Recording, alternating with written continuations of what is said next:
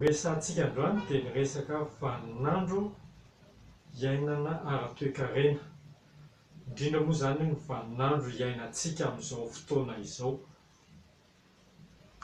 Miditra amina vaninandro vaovao mihitsy ny toe-karena amin'izao fotoana izao, izay antsointsika indray hoe vaninandro famoronana valeur vaovao, vaninandro famoronana lanja vaovao. Vaninandro iray vaovao mihitsy io nanomboka tamin'ity fiandohan'ny taonjato faha 120 ity, izay ataontsika hoe vaninandro mitaky fomba fitantanana vaovao koa noho io fiovan'ny toe-karena io. Vaninandro anankiray ao anatin'ny période de management, izany hoe vaninandro fitantanana izay nanomboka tamin'ny fiandohan'ny taonjato faha 20 izy io. Azo atao hoe vaninandro faha-efatra ao anatin'io vaninandro iray lehibe nanomboka tamin'ny taonjato faha 20 io. Ny vaninandro ny famoronana lanja vaovao dia vaninandro mipoitra noho ny fahafenoan'ny tolotra. Vaninandro fahafenoan'ny tolotra izao izay manova fomba fitantanana mba ahombiazana. Tsy mitovy intsony ny fomba fitantanana ahombiazana tamin'ny vaninandro teo aloha, ny toe-karena teo aloha, sy ny toetra takin'ny fahombiazana amin'izao vaninandro izao. Vaninandro fahafenoan'ny tolotra izao tsy midika anefa izany hoe fahafahan'ny olona rehetra mividy izay tiany, fa midika kosa izany ho fisian'ny zavatra rehetra izay eritreretina eny amin'ny tsena. Be dia be izao ny zavatra misy eny amin'ny tsena ka izay zavatra eritreretinao fa mety ho ilaina dia efa hitanao eny daholo. Manasarotra ny famoronana zavatra vaovao izany satria izay indrindra moa manasarotra ny famoronana orinasa vaovao satria izay eritreretina izay tiana hananana toa ohatran'ny efa misy daholo. Fa ho hitantsika eo fa ny fahaizantsika mahafantatra tsara io vaninandro io no ahafahantsika manolotra zavatra vaovao ho foronina ho lasa orinasa vaovao ankehitriny. Miditra amina vaninandro faha-efatra ao anatin'ny période de management izany tsika izao, izay vaninandro vaovao amin'ity nanomboka tamin'ity taonjato faha 120 ity. Ny fahafenoan'ny entana teny an-tsena moa izany no nitondra ity vaninandro ity. Inampy ary izany moa vaninandro nisy tao anatin'izay période de management nanomboka tamin'ny taonjato faha 20 hatramin'izao izay. Azontsika lazaina hoe nanomboka ny période de management dia ny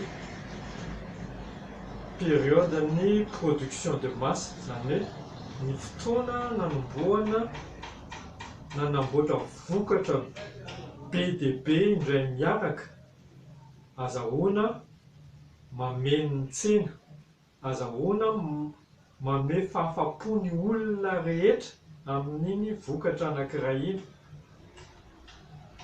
Noezana tamin'izany no hoe ny olona rehetra dia afaka mahazo fahafa-po amin'ny vokatra iny daholo. Nanomboka tamin'izany moa ny fieritreretina fa azon'ny olona rehetra ataony hoe afaka manana fiarakodia raha ohatra ka vokarina be dia be ny fiarakodia, ary izay teoria izay nentiny Ford nanangana ny orinasany Ford ary dia tanterany tokoa izany. Nanomboka tany amin'ny ataontsika hoe 1908 tany izy nanomboka an'izany nanatanteraka an'izany teoria an'izany, dia taty amin'ny 1920 taty dia efa tanteraka izany hoe ny olona rehetra dia afaka nanana tômôbilina daholo na dia ireo sarangan'olona mpiasa azo atao hoe mpiasa madinika ka rehefa afaka niasa maro be namokatra maro be dia nanana fahafahana mividy fiarakodia.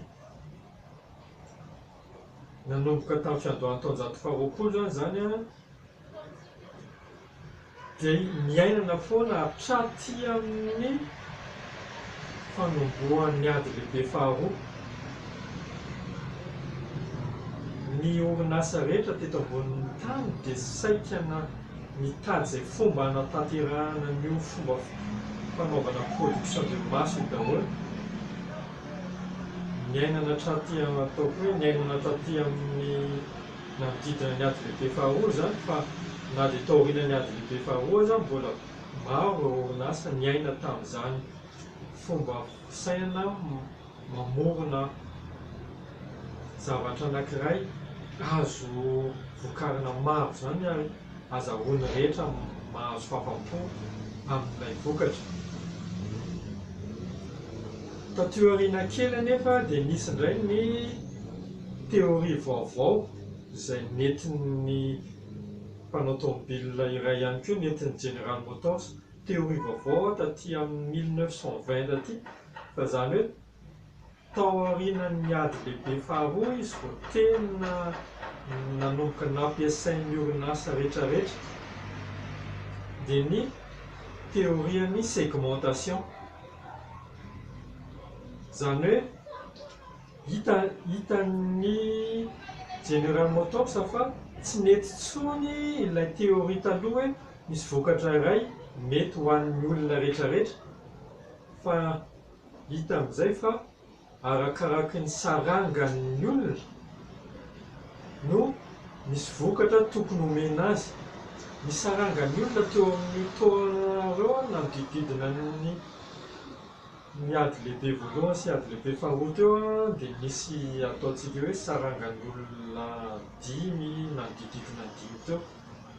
Samy namoronana vokatra arakaraky ireo saranga ireo amin'izay, tsy mitovy tsony. Tsy ohatran'ilay tômôbila teo aloha hoe le Ford T anankiray iny no namboarina ho an'ny sarangan'ny olona rehetra, fa namoronana karazana fiara amin'izay ho an'ny saranga rehetra ireo. Tany Amerika moa zany dia na ny sarangan'ny mpiasa madinika dia nahavidy ny fiara, fa mijanona ho ilay Ford telo no anjarany, fa ny General Motors zany dia nanamboatra karazana marika isan-karazany arakaraky ireo sarangan'olona ireo. Dia izay fomba fisainan'ny General Motors izay dia nilovain'ny orinasa rehetra ka samy mitsinjarany tokony olona arakaraky niveau de vie-any amin'izay zany ny orinasa, ka lasa nisy ny orinasa mikarakara ny olona tsaratsara fivelomana ary nisy ny orinasa mikarakara ny olona atonontonony, ary nisy mihitsy moa ny orinasa izay nisafidy nikarakara ny olona madinika fotsiny, satria mariantsika koa fa arakaraky ny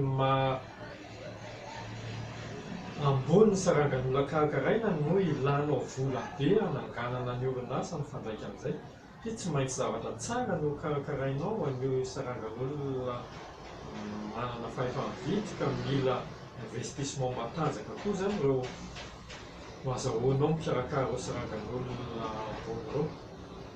Ary matetika koa moa sarotra ho an'ny sarangan'olona madinika no amorona hitany zavatra ilain'ny olona matanjaka ara-pivelomana, fa matetika mifanarakaraka amin'ny sarangany koa no hananganan'ny orinasa ka ny olona mitovitovy aminy no karakarainy, fa tsy mikarakara ny sarangan'olona ambony izy satria sarotra ho anazy izay, ary tsy mikarakara sarangan'olona ambany izy koa satria sarotra koa ny mahita zavatra mora vidy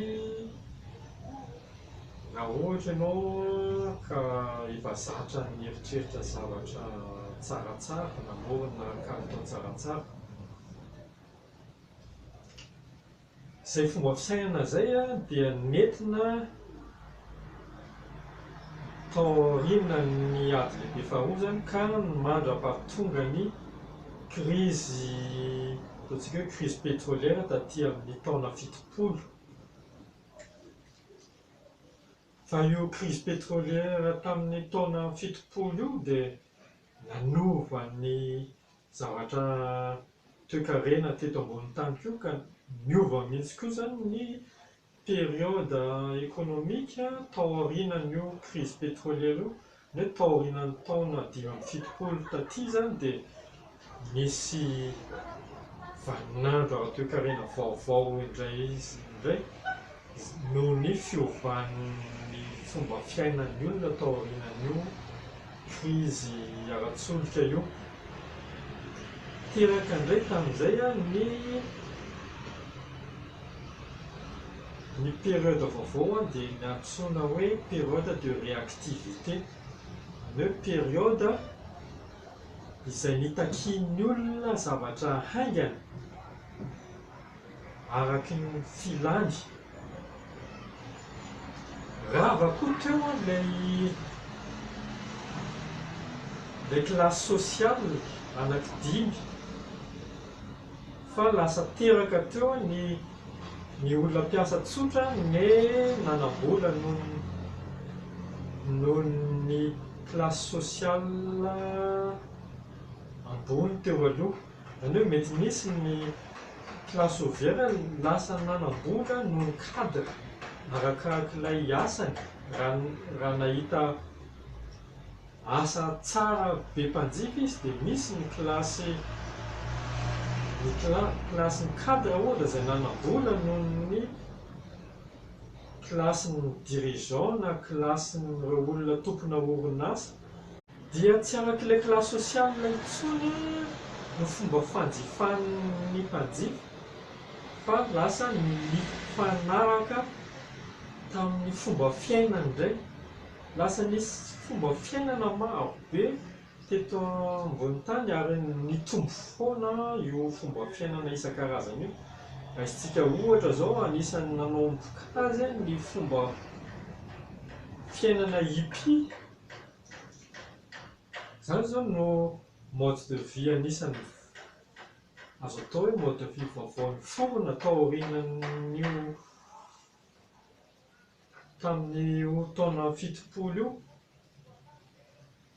Fa maro be fantatsika na hatramin'izao izay misy ny atao hoe mode de vie hip-hop, misy ny mode de vie surfeur any Amerika any amin'izao fotoana izao, izay tonga taty amintsika izany fomba fisainana izany, fomba fisainan'ireo mpanao sport de glisse. Nefa lasa be dia be ny olona nandika amin'ny fomba fiainan'izy ireo, lasa nataon'ny fomba fiaina mihitsy. Maro be ireo mode de vie mipoitra ireo ary samy manana ny azy amin'izay ny olona. Tsy mifanaraka amin'ny habetsaky ny volan'ny olona intsony ny mode de vie sy ny mode de consommation zany, fa miha manaraka amin'ireo fomba fiaina vaovao ireo. Nanomboka tamin'ny taona 20fitopolo tany zany ary nitohy hatraty amin'ny fiandohan'ny taonjato faha 120 ity. Dia izao tsika amin'ity taonjato faha 120 ity dia miditra amin'ny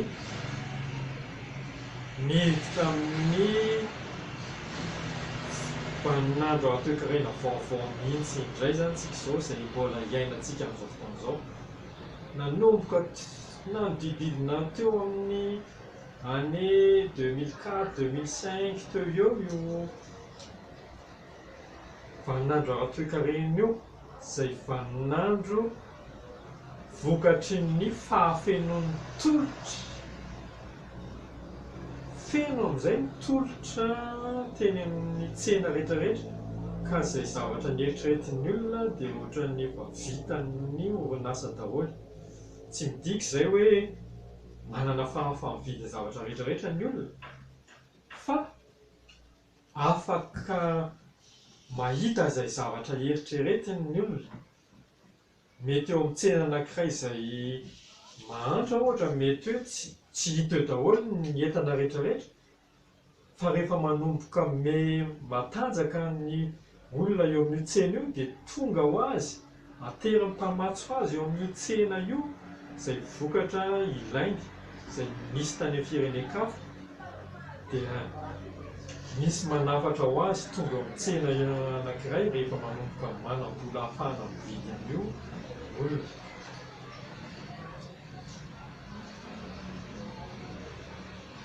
Vaninandro ny famoronana lanja vaovao no ilazantsika n'io vaninandro vaovao io. Ka io vaninandro io no iainantsika ary ilaina fantatsika io vaninandro io, fa raha tsy haintsika tsara io vaninandro io dia sarotra ho antsika mihitsy ny mamorona ny entana vaovao, mamorona orinasa vaovao raha tsy haintsika ny karakteristika n'io vaninandro vaovao iainantsika io. Ary maro moa ny olona mbola tsy mahatsapa ny fisian'io vaninandro vaovao io, fa mbola mieritreritra ilay vaninandro isan-karazany teo aloha, ka izay mety mahatonga antsika malagasy tsy mahay mamorona vokatra vaovao intsony amin'izao fotoana izao, satria mbola mieritreritra ilay vaninandro iaina no toy ilay vaninandro tsy fahampiana toy teo aloha. Ny vaninandro tsy fahampiana teo aloha dia mitaky famenoana ny zavatra tsy ampy teny an-tsena, izany hoe ny orinasa vaovao zany dia mameno ny banga tsy hitany eny an-tsena, fa izay toe-tsaina mameno ny banga tsy hita eny an-tsena zay raha izay no entina amin'izao fotoana izao dia tsy ahafahana mamorona orinasa intsony, satria tena izay raha mandinika ny olona dia ohatrany efa misy daholo, ka raha efa misy daholo ny zavatra eritreretana dia tsy hita intsony hoe inona ary izany ny zavatra vaovao hamenona ny tsena. Ka raha ilay toe-tsaina mameno ny banga eny an-tsena no entina dia tena sarotra mamorona orinasa, fa ho hitantsika eo fa raha haintsika ilay vaninandro vaovao dia ho hitantsika ihany hoe ahoana no fomba famoronana zavatra vaovao sy famoronana orinasa vaovao entina miditra eo amin'ny tsena. Ahoana ary izany no fomba fananganantsika orinasa, fomba fananganantsika asa, fomba fananganantsika vokatra vaovao amin'izao vaninandro vaovao, ny vaninandro ny famoronana, vaninandro ny nouvelle création de valeur izao. Teo aloha dia vokatra foana no eritreretina rehefa hanangana orinasa, inona ny vokatra ho vokarin'ny orinasa, fa izay fomba fisainana vokatra ho vokarin'ny orinasa izay no zavatra lany andro amin'izao vaninandro vaovao izao. Tsy vokatra fotsiny intsony izany ilay zavatra takiana amin'ny orinasa amin'izao, fa ilay antsoina hoe concepta vaovao no takiana amin'ny orinasa vaovao. Tsy miala akory ilay vokatra, fa tsy vokatra intsony fotsiny.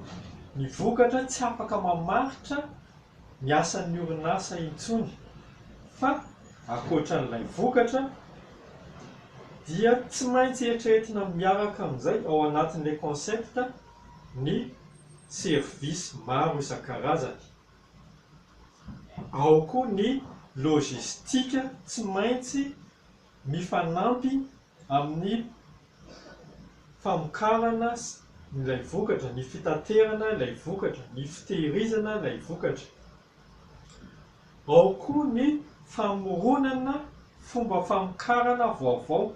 Tsy misy intsony ilay hoe ohatran'izao foana ny famokarana mofo dipaina, na ohatran'izao foana ny famokarana siramamy, fa samy mitady ny fomba famokarany amin'izay ny tsirairay, ary samy hafa amin'izay ny fomba famokarana mba hahazahoana compétitivité vaovao arakaraky ny asa. Tsy productivité intsony no enjehina amin'izao fotoana izao, fa vokatra vaovao misy ahitana ahazahoana compétitivité vaovao.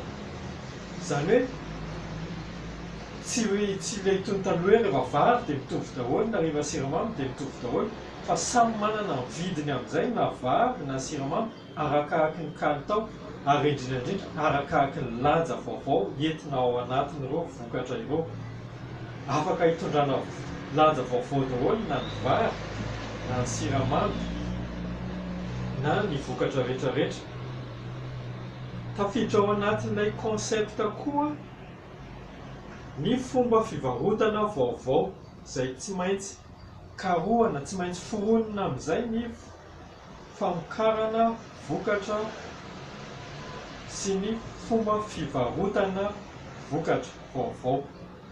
Ny fomba fivarotana dia tsy afa miala intsony amin'ny orinasa, tsy ohatran'ny teo aloha hoe mamokatra dia omena ny grossiste amin'ny fivarotana azy na omena mangazay fa tsy maintsy fehezin'ny orinasa amin'izay ny fomba fivarotana ilay vokatra.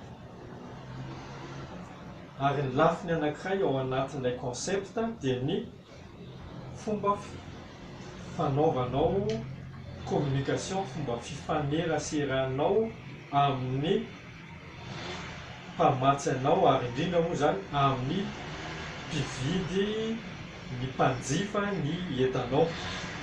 Ireo zavatra vitsivitsy ireo no tsy maintsy fehezina ao anatin'ilay concept. Izay tsy maintsy concept amin'izay no eritreretin'ny orinasa fa tsy ilay vokatra produit fotsiny intsony.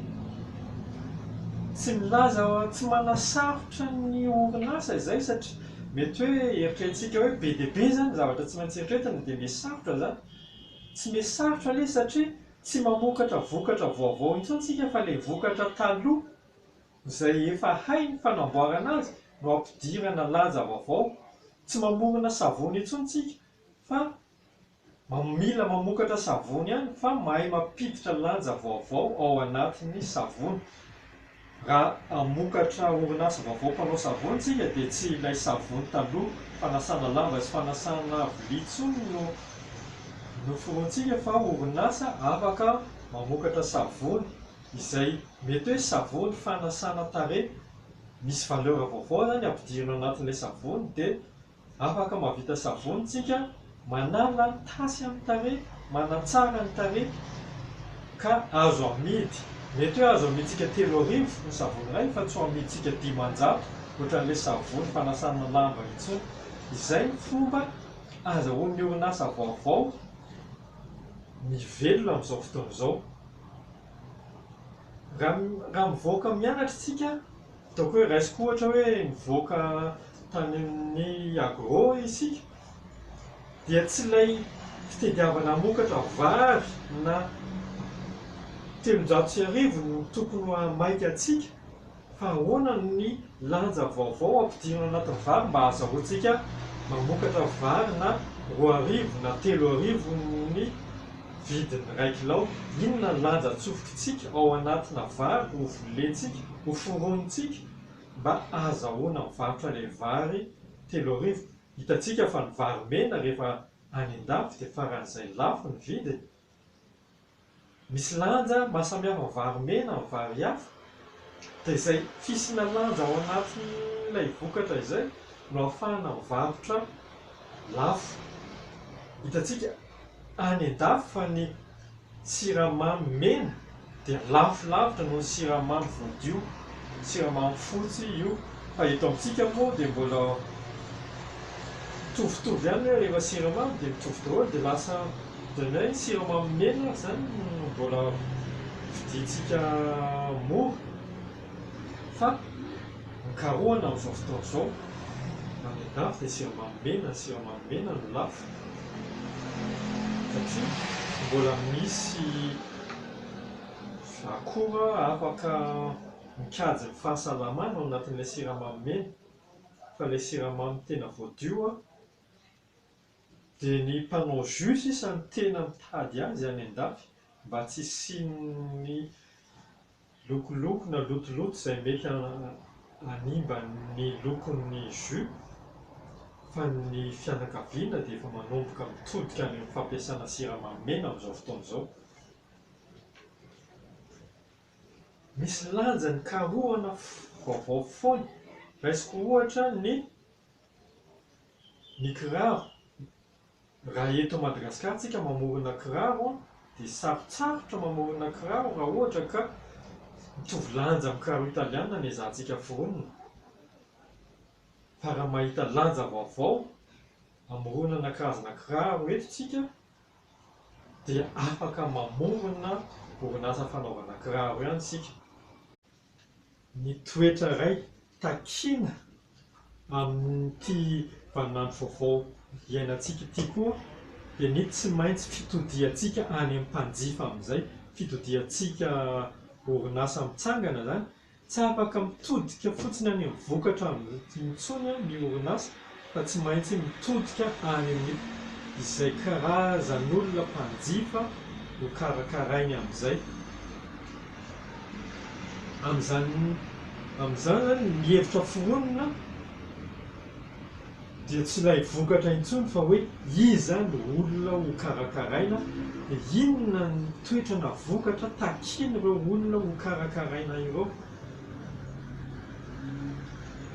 Ary koa ianao mpamokatra amin'izay no mitady izay zavatra tsara omena ny mpanjifa, fa tsy toy ilay vaninandro teo aloha intsony izay hoe étude de marché no ahitanao hoe izao no tsy ampy eny an-tsena. Ny étude de marché amin'izao fotoana izao dia tsy ahitanao intsony izay hoe inona no tsy ampy.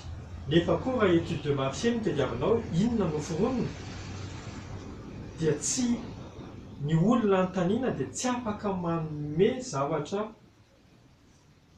izay mbola tsy fantany.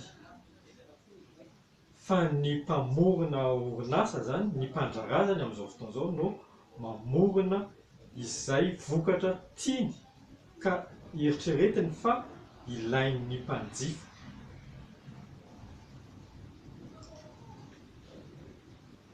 Ny mission zany amin'izao fotoana izao, mission no asan'ny mpandraharaha. Mission dia ny mikarakara ny mpanjifa izay ho safidiany.